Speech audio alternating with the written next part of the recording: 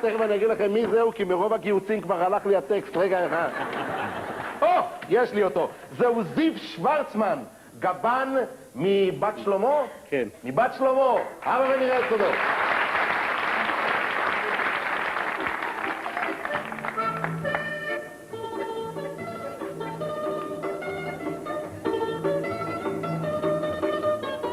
גבינה טובה היא מחלב מלא, לא עם אבקות חלב, טבעי כמו שעושים, כמו שעשו פעם, כמו שהסבא עשה, כמו שאבא עושה, כמו שאני עושה איתו ביחד.